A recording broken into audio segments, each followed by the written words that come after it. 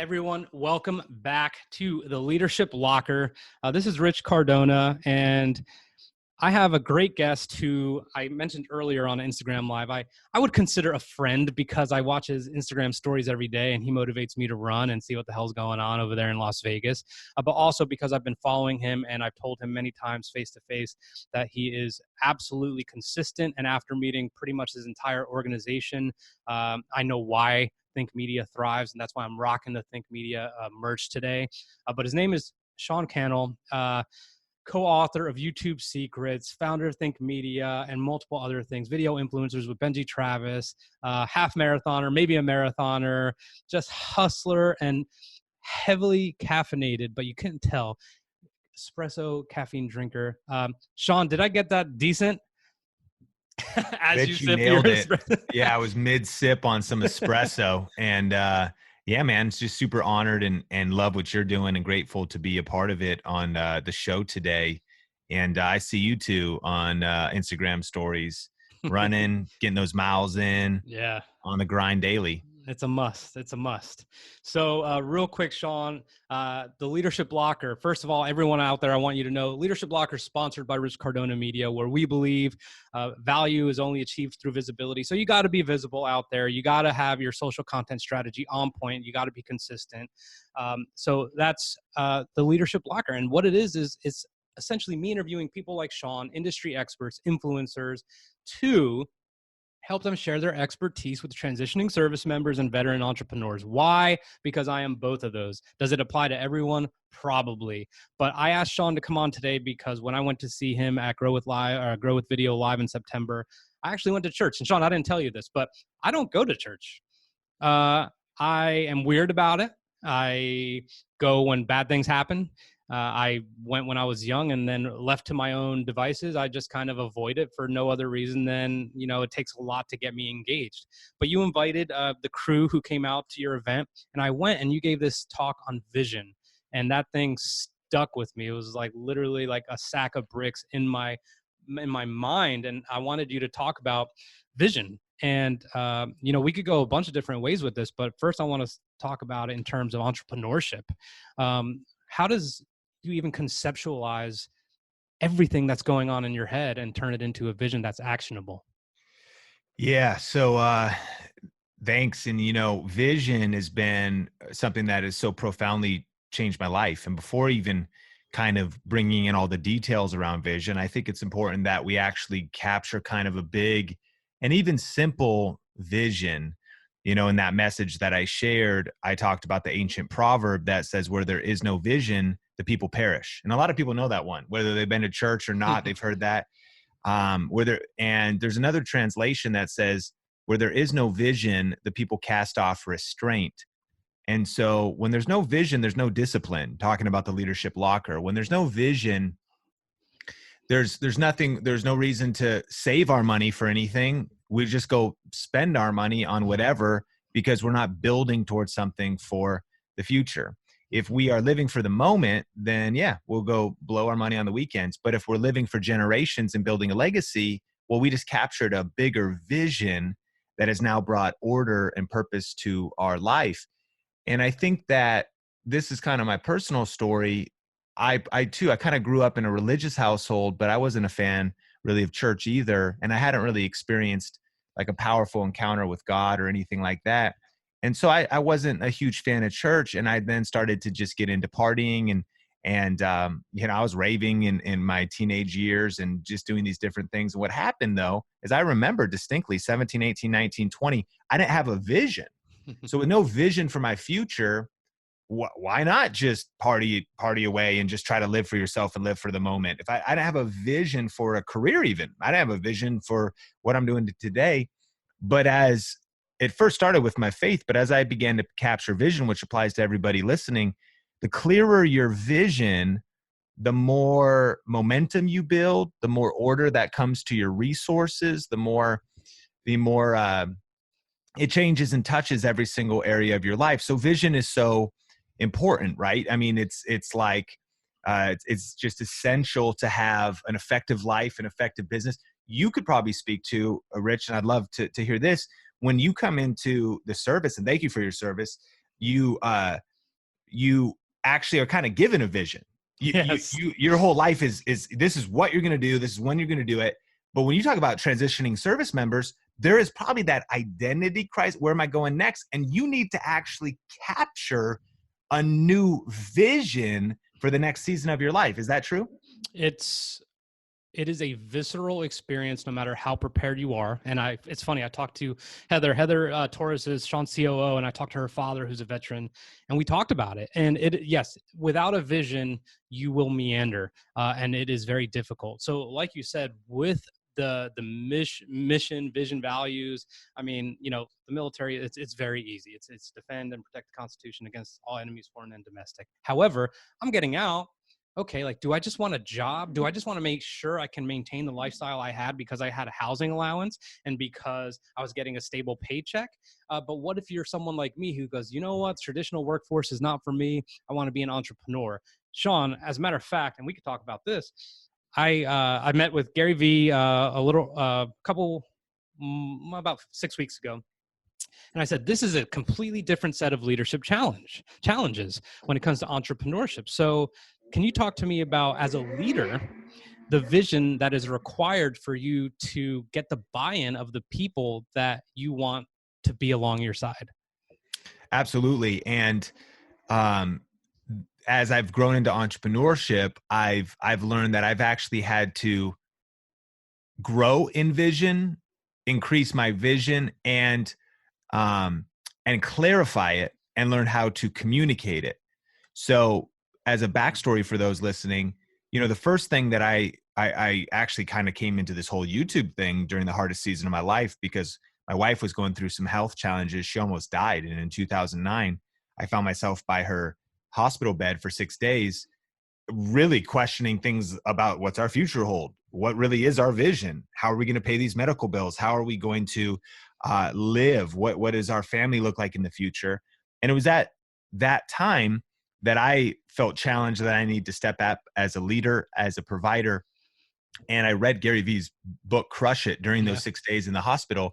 Nice. And I saw that it was possible to make money online, to create a lifestyle on your own terms. And for me, it was to provide for my family and to be able to work from home, not just to live some kind of a laptop lifestyle, although I love that. And that's what is possible, Yes. but was to be able to have the flexibility and income to support my family with whatever would come, not knowing when my wife's literally in a hospital bed. And so then it took years of figuring this out and going step by step. But eventually I was able to do that with YouTube and affiliate marketing, talking about tech, and video is my background. So I started video in 2003 and I was reviewing tech and reviewing cameras. But I will be honest, at the time, I did have deep in my heart, and I think there's layers. It's like the peeling of an onion, that I believe everybody listening actually has a God-given vision woven into their DNA. But our goal in life is discovering it. The two most important days ever is the day you were born and then the day you find out why. Yes. And I actually think that finding out why is a progressive uncovering. It's maybe a moment where you kind of get it, but you didn't really realize all the nuances of it. But I'll be honest, my vision was like just to make enough money to live. I was like review cameras, make money off affiliate marketing. There was no like impact the world. There wasn't build a dynamic team. I mean, there was those those were kind of there, but like what it is today is not what it was then. But then what I'll tell you is that, Heather Torres, my wife, and I built our company at first, the two of us, but she came in end of 2015. And we started to capture vision together, and she just started helping us make a course. And same thing, it wasn't like, can we impact people around the world with a course? It was like, can we even create a course that will sell? Will anyone even buy this? And so that was kind of the level that it was at now. You fast forward to today, and we have a vision to help 10,000 people create a full-time living doing what they love while making a difference in the world with online video. By 2025, we want to see 10,000 people come to Las Vegas to our event, Grow with Video Live, not to just learn about this, but to come as like a homecoming to say, I'm doing it. I'm living it. You've changed my life. You've impacted me. That is now the vision and mission that I'm casting for our team. We also want to empower and create a platform that's not just for me, but we have Nolan creating content on the channel and Omar creating content on the channel and Heather creating content and Tony creating content. Plus they have their own YouTube channels. We want to build a network. As a weird reference, we kind of want to be the Wu-Tang of, of YouTube, in the sense that we all come together under the umbrella of Think Media, but then we also have our solo projects. And so that vision has progressed over time. In answer to your question, what I've learned is that if you're going to motivate and inspire people, and if you're going to build a team, you need to capture a large enough vision for their visions to live inside of it. Wow. And you need to be able to cast and clarify that vision. And so, 10,000 people by 2025, a couple things. Number one, I've got faith for it. Number two, I'm terrified. I don't even think that's possible. That's like the tension I'm living in. And here's the deal. Going for that vision, if we only have 4,321 people come to Grow with Video Live 2025, that would be unbelievable. If we had 2,118 people come to Grow with Video Live 2025, that will be a huge win. Yep. People say it, shoot for the stars and you'll hit the moon. So I think you need a big vision. It should be realistic. I believe that vision's possible, but you need a big vision that'll cause people to stretch. It should be within reach. But you need a big enough vision that their visions can live inside of it. And then you have to be able to continue to cast and clarify that vision. I think then this also, and not to spiderweb off, but this then kind of ties into your values, and it ties into your principles, and it ties into your core beliefs of your company, because a lot of what we're doing is similar to what other people are doing, but how is it different? So we talk about, this is how we're different. This is how we want to show up on YouTube. This is how we want to show up to our customers. And it all comes back to vision. And so, yeah, it has been a progressive growth. And then, by the way, now we're a multi-million-dollar company. I'm 36 years old. Our company is about 5 years old. I was bootstrapping and building it as a side hustle for a while before that, or years before that. And while I feel like we've achieved some level of success, and I would always want to acknowledge that and never have, false humility, like we've certainly had some success, I feel like a beginner always. I feel like always a student, always a beginner. I was running this morning listening to Good Leaders Ask Great Questions by John Maxwell on 1.25 speed while running 4 miles this morning, Rich. And I was listening to it and I was like, man, shoot, I got to learn how to become a leader, man. I'm at day one. I'm trying to figure this thing out. I don't know anything about vision. I don't know anything about leadership yet. And so I think it's a journey, as it should be for all of us, but it is interesting. It does all come back to vision. And let me put it one other way. There's a great quote that says this: definitiveness of purpose is the starting point of all achievement. And so to me, that's vision. It's just, where are you going? Like, what does that look like? How can you articulate it? Is it written down? And the only way you're ever going to rally a team or get even your family on board or get your kids aligned or get your class or your whatever it is you got to have that vision that people can rally around that's clear. In fact, our company is actually called Clear Vision Media, Inc. And that's our parent company over top of all of our various brands. Wow. And vision. Let me ask you this. I'm going to rewind a little bit, and thank you for all that. And I guess, so the Wu-Tang reference, I have to go back to that because I'm a hip hop guy myself. So you'd probably be the RZA. Who would Omar be in the Wu-Tang clan? Would he be Method Man? RZA? No, not RZA. Raekwon maybe? Ghostface? Interesting. I have to think about that. Who would Heather be in the Wu-Tang clan is the real question. Inspector Deck, maybe. We'll see. I'll have to think on that. I'm so glad you said that. I'm never going to forget that. But let me rewind to the moment where you had to almost scrounge for your vision because you were going through a personal trial. And it was actually Sonia, but it obviously affected you as well. What if you were not enduring a catastrophic event? What if you did not have your feet to the fire and you're not backed into a corner and everything for the most part has been a good life and you've been successful, but you feel like there's more? how do you even begin to kind of dig further? Or maybe is it that you're just not digging further, that you can't actually find that vision and that purpose? Because I agree with you. Once you find your purpose, like I found my purpose a couple of years ago, like game over. Like I can't go back to anything I used to be. Like there's no way. But what do you do if everything's actually okay? I'm so glad you said that. And I think that revealed an enemy. And that enemy is comfort and complacency. And man, that's everything good in life is uphill. And gravity makes it so that it's hard to go uphill though. And gravity is why throughout the years of life, our skin begins to sag, our posture begins to sink lower. And if you're not intentional, you'll have bad posture later in life if you don't stretch and do yoga and try to reverse the gravitational pull of life. And so I'm empathetic to those that are in comfort. I just was talking to a business owner who was a part of our mastermind, and he said, man, I love this stuff. I get it. But to be honest, the situation I'm in right now in business has got a few passive income things set up. It's tough because I'm pretty set. Like I'm so comfortable is what he was saying, that it's hard to get up and get motivated. What we learn is actually that pain and hardship and wake-up calls in our life ultimately become blessings in disguise. Yes. Because in those moments, as you said, we are pushed off the cliff, we're forced into a corner, and pressure makes diamonds.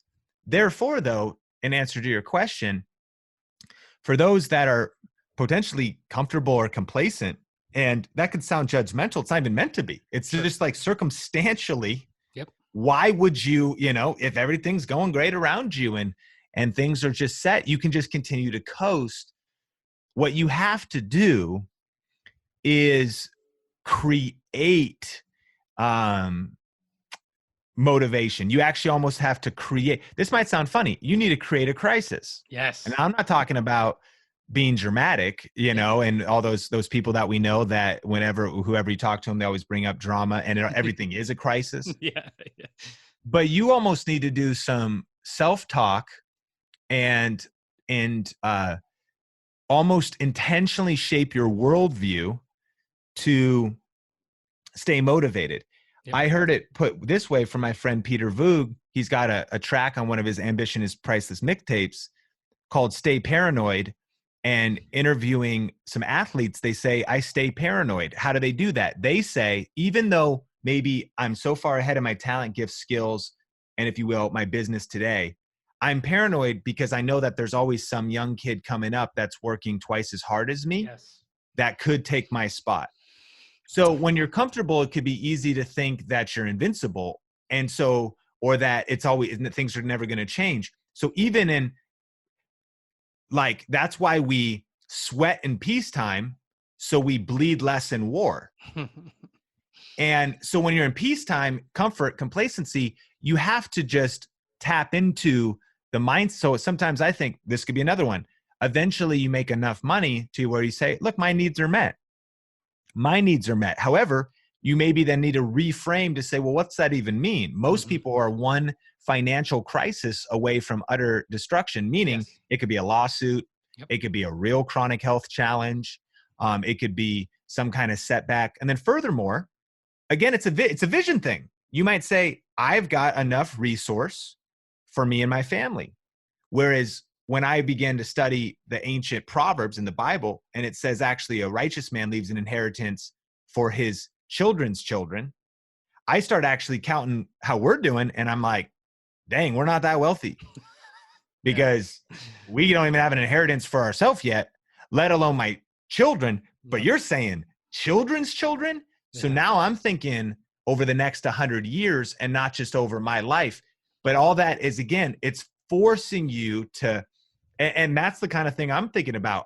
Eventually, when I was reviewing cameras, making money off affiliate marketing, and it was just Sonia and I living here in Vegas, I had a choice. And I want to be clear, I'm not actually saying it would have been bad to stay here, although my personal conviction is it would be bad for me to stay here.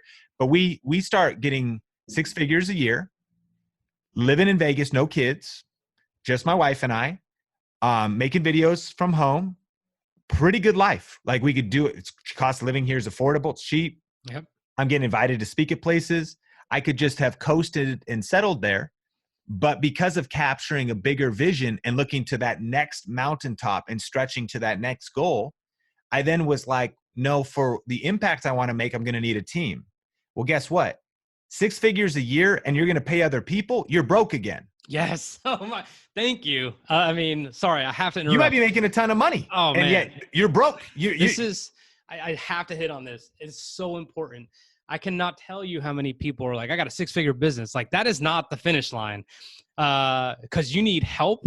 And if you want to grow and you are someone like me who follows someone like you, understands that there's more and complacency kills, that 6 figures evaporates extremely quickly when you start bringing the right people for help. There was a point at the beginning where I would take any help. And man, I always say this, and I'm going to say it one more time on the podcast, is that the most responsible thing you can do once you start getting profitable. So number 1, get profitable as quick as possible. Number 2, start paying people to help you do all the things that you hate doing, because there's someone better at it, period, point blank. And you will never be able to kind of execute on your vision and move it forward if you rest on the laurels of having 6 figures. It's the same way Grant Cardona, he says, a millionaire is nothing, So I had to interrupt because I'm with you.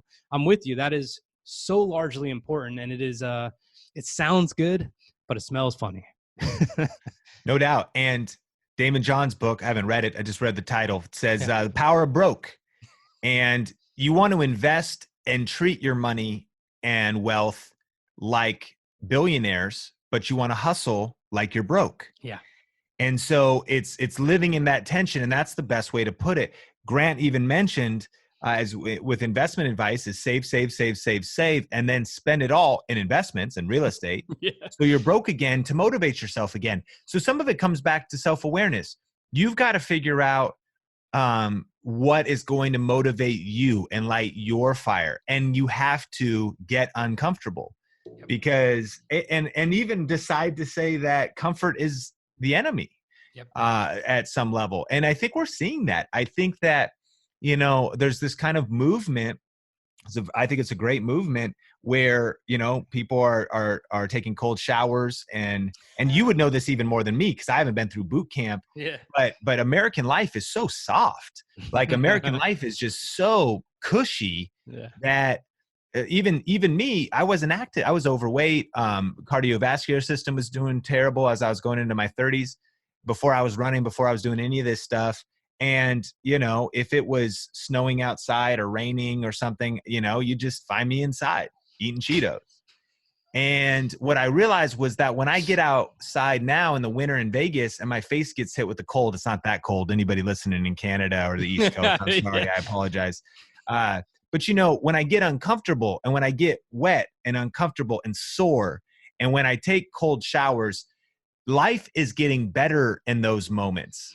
And so many people are afraid of that. And so again, this is an American problem. Some people are living in this situation because that's actually their life, which should frame us as with gratitude. Yes. But we have to find ways to, I think, tap back into that primal, way I believe God created us, which was to do hard things. Yes. Which was use it or lose it, to use our muscles. And that challenge is something that I believe was woven into us living a fully charged life, is having challenges before us and getting out of that comfort that can kill. Love it. Sean, last question is, when you spoke that day, you mentioned, and I cannot remember verbatim, so this is completely paraphrasing. You were talking about the weight of challenges, and I think you were talking about an anecdote where someone was, it was just so heavy on their back, and you were talking about looking up, the strength there. When if I'm talking to you right now after this podcast, and I'm like, Sean, my business is doing well, man. Thanks for the help earlier and all this other stuff, and things are going well. But, I just can't keep up, or this or that. And I talk to you about these challenges, and I feel like they're weighing me down, and I feel like it's going to derail me. Can you talk to me about, this, how heavy the pressure can be, self-induced, external, whatever it is, and how we could help ourselves look up to stay clear on our vision and push forward? Yeah, I think at that moment, in the message, I was referencing a psalm, and in that, King David, the historical king of Israel, said, "My vision is blurred by grief." And it made me think that, again, what we can go through just as men, as women in our lives, is that there's a proverb that says, "Hope deferred makes the heart sick." And when we've got a hope and we've got a dream, but then we get into the grind and we hit setback after setback, and we get punched in the face, or we experience delay, which was that third point, when Got it. you even have a vision, but there's delay, it's easy for the weight on our shoulders to almost like push our perspective to where all we are looking at is our feet. We're looking at just our own circumstances. We're just looking at everything that's wrong around us. And to your point and question, what we need to do is actually lift our head up. And in the Bible, it said, I was talking about Abraham, and there's that moment where God told him, he said, "Count the stars." So the difference than looking at his feet and just looking at the dirt of his situation that was around him, it was like, lift up your head, Abraham, lift up your chin and count the stars, see how numerous they are.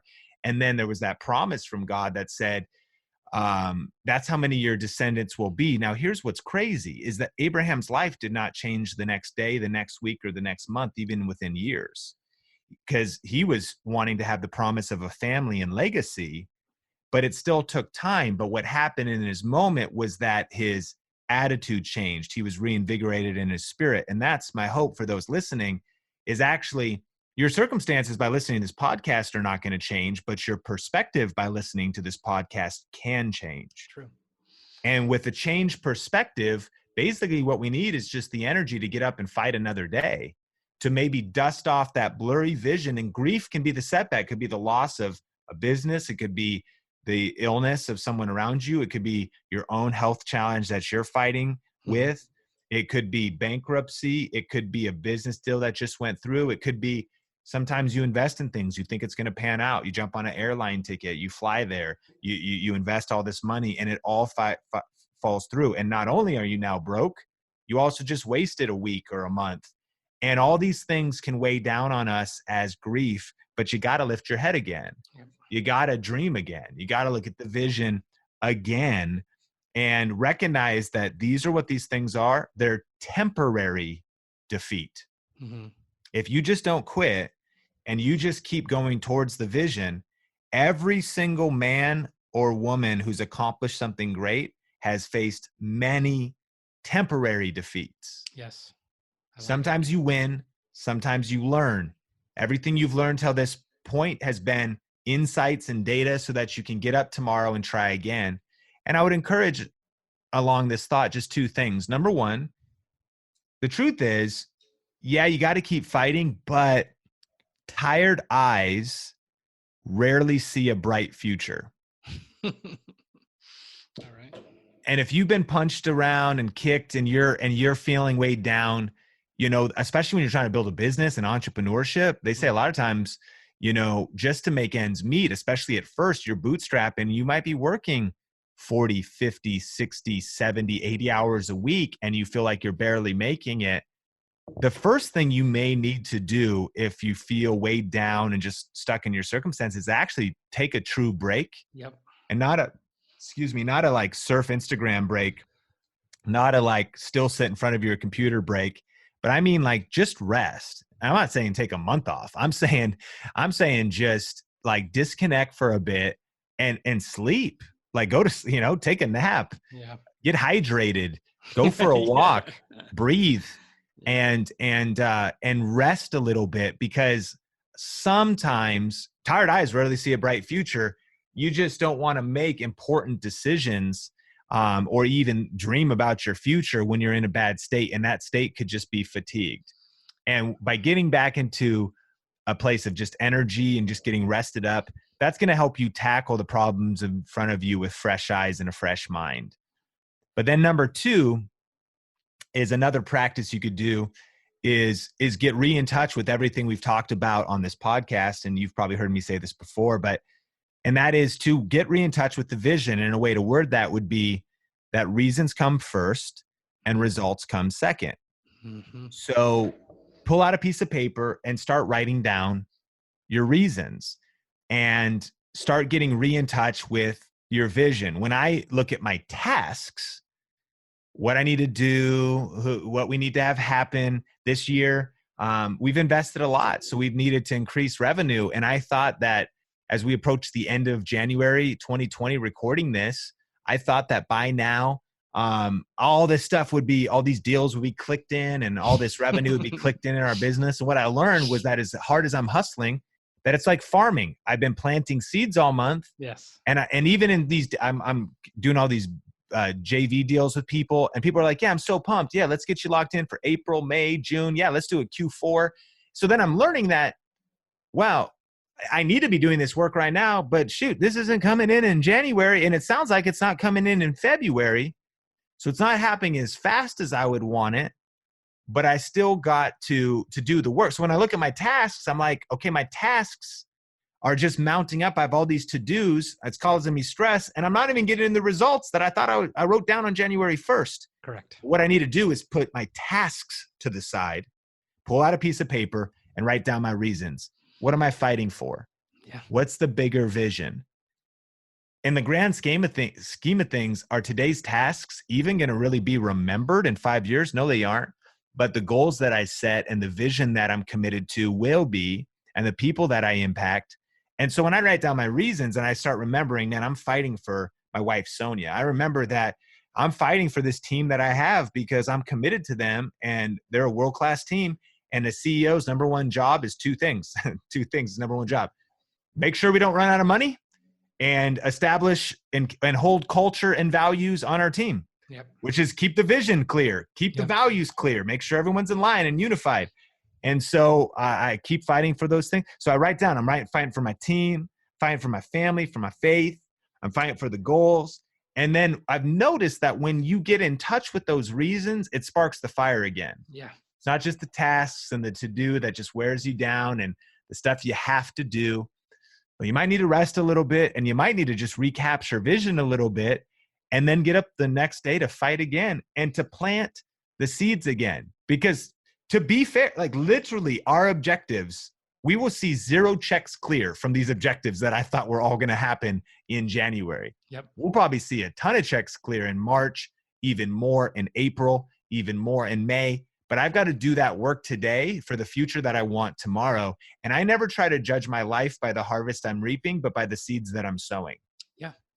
Because it's like farming, it's sowing and reaping, right? So if we can stay motivated as leaders and entrepreneurs, the Leadership Locker, and just keep planting good seeds, stay rested, stay healthy, then the byproduct of that lifestyle should be that we reap a harvest in due time, as long as we don't grow weary and don't give up. I love it. One military saying we used to say was, you can almost never screw anything up by taking your time. Now, that doesn't mean literally go half speed, but obviously you may have heard the saying, slow is smooth and smooth is fast. And when I used to teach marksmanship, it's like, that's exactly right. If you slow is smooth and smooth is fast. So when you look at everything you're doing in totality, you probably don't realize it, but it is all going to grow. Like you're saying, it is seeds. You're just constantly planting seeds all over the place. And I completely understand what you're saying. Oh, this is going to hit, this is going to hit, this is going to hit, but nothing's hitting right now.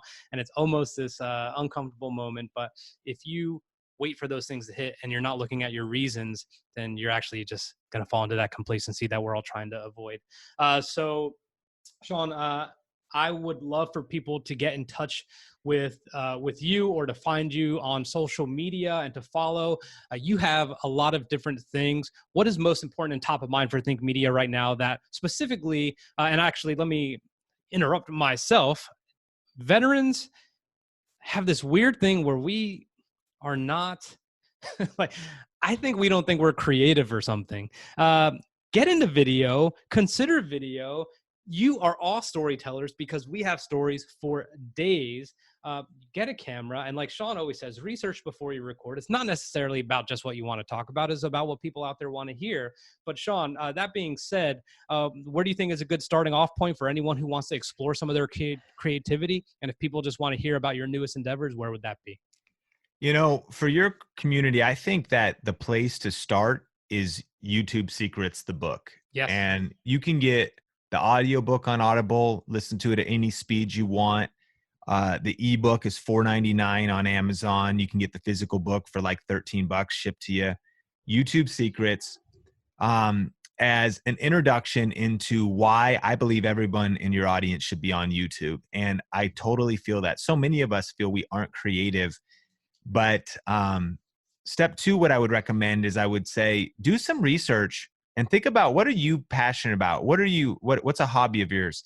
Is it actually woodworking of some kind? Go on YouTube and see the kind of channels that people are making around that. Is it collectibles of some kind? Are you into collecting? You probably would see that there's a community out there that just sit with cards or coins or figurines or custom boats, or model boats or model ships or model airplanes, and that there's a community with people that are just propping up a GoPro and they're talking about this stuff, and you could do the same. Yes. And there's ways to monetize it. Are you into cars? There's like Bleep and Jeep, the channel, and people that are talking about how to fix cars. And we just at our mastermind talk with someone who has a Ford Mustang GT something or other, over 800 horsepower, Rich. This thing is ridiculous. And Yeah. and just on a hobby channel, he's got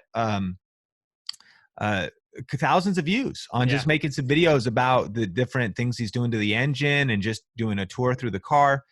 And so it's like almost anything. I would say you want to survey the land, do recon, do some reconnaissance, read the book, YouTube Secrets, do some recon on YouTube, and realize that you don't have to have some kind of a big personality and be some weird, 17-year-old teenage girl who's screaming at a camera, taking selfies. That you just have to be yourself, and that the internet has connected us around our passions. And there's never been a better time in human history, or even it just didn't even exist 20 years ago in human history, that you could actually profit from your passion. And I'm going to be speaking at a conference called Artisan Summit in a couple months here. Nice. Mike from Stone Coat Countertops runs it. He has an epoxy countertops company, and they started doing a YouTube channel showing how to do different designs in epoxy countertops. And the people coming are leather workers and people that are doing arts of all kinds of different things. We have plumbers that just came to our mastermind, and they've got a YouTube channel, and then you can, if you're into home decor, DIY, or things like you're doing, if you want to talk about leadership or personal development, or if you actually want to talk about 10 things I wish I knew before I got into the military, or how I would have done things different, or how to manage your finances, it's literally everything in the world. Because here's the stat: 67% of people use YouTube, and they look for it to answer specific questions. Yep. And YouTube's the second largest search engine in the world, and there's over 2 billion people on there. So you'd be surprised if you just grab your smartphone and talk about what you're into, or share something that is a hobby of yours and post it on YouTube, and just make sure that you title it in such a way that people could discover it. You would maybe encounter this powerful world. And here's the thing I would close with: get the book YouTube Secrets, right? And what you'd encounter is that this is such a profound world. Because yes, if you stick with it, there's ways that you can maybe monetize this and make a side income, or a part-time living, or even a full-time living doing it. But also, you are creative. Like, if you're listening to this, you are creative. Like, you might be creative with money. You might be creative with strategy. You might be creative with actual art. You might be creative in human communication. You might be creative in so many different ways. And when you share that, it's not just the money or the growth or the influence. I met Heather on the internet. I Yep. met my friend Alejandro on the internet. Our community and relationships and people that are now in our world are because that have a shared interest. We met because of YouTube. And I know that I got to see those gimbals behind you Yeah. and the light box behind you. And we geek out over cameras and gear. And when you go to, and then eventually you go to an event like a Vid Summit or a Growth Video Live, and you have true relationships, you got friends and you got a community that's gathered around this shared interest, all because you punched fear in the face, you punched perfectionism in the face, you pressed record on your smartphone, and you started posting videos on YouTube, and Mhm. you just started. And Yeah. I think that YouTube Secrets, you can listen to it, you read the ebook or whatever. It'll just show you what's possible with some of the examples, and you can have a lot of fun while doing it. Yeah. I have to, I have to make one last add on to that. What you said about finding people, whether it's plumbing, whether it's woodworking, any of these things, when you get out of the Marine Corps, or excuse me, any armed service for that matter, and you serve 10 years, 20 years, whatever it is, and you tap into some of those curiosities, if you have not listened to me any time before, there is a substantial loss of tribe when you exit the service. And it is so hard to, as an adult, to just like make friends. Like, hey Sean, I like gambling, do you? Cool, let's be friends. Like, it's just this weird thing, and you tend to want to latch onto what you know, and you want to go to every VFW event and all these different things and every veteran everything, when you've been hushing whatever that creative part is for a while because you may not have the time or capacity. If you allow yourself to do that, then you could quickly find yourself doing what you love, monetizing off what you love with an entirely different tribe in the second chapter of your life. So listen to what Sean has to say. I highly agree with him and recommend YouTube Secrets. You can go to Think Media on YouTube as well, at Sean Cannell, 2 N's, 2 L's, on Instagram. And I mean, just type it in, you'll find him anywhere. And Sean, thank you. Thank you so much. It's been amazing getting to know you over the last year and a half and learn from you and just be mentored from a distance. It's been the best. Rich, appreciate you. Thank you so much for having me on. All right. And